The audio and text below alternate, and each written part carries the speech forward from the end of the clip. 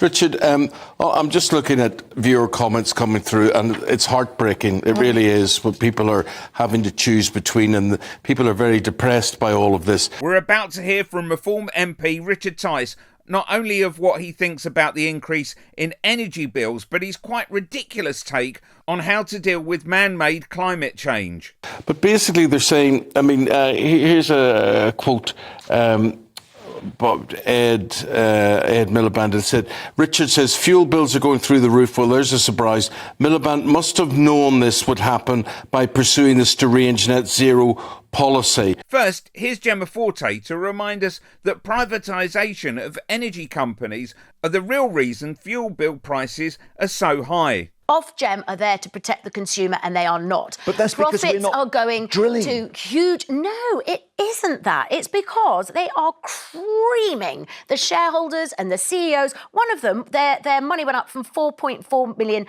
to 10 million in a year. Tell me how that's fair. You've got EDF making profits of 2 billion in a year. Now for an incredible leap of stupidity, as Tice believes we should just adapt to the changing climate, meaning perhaps we should learn to live underwater. However, the Labour elitists don't care, says Richard. I'm sure you'd very much agree with that. But here's my point.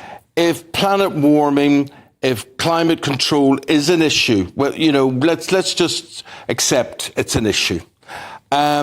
What on earth do you do? How can you address both? How can you care for the planet, and how can you reduce fuel bills? What's the answer? It's really quite simple. The climate's changed for millions of years. It always will. What you do is you adapt to it. 2,000 or 3,000 years ago, it was 1.5 degrees warmer in the UK than it is now. Human beings adapt. That'd be much, much cheaper than thinking you can stop the power of the sun or stop the power of volcanoes. You can't. If we get rid of all of net zero, the bills will come down, the cost of living will come down. That's the critical thing to help people feel better off in their pocket at the end of each week. It's really not very difficult. Click here for some boo-hoo GB News tears.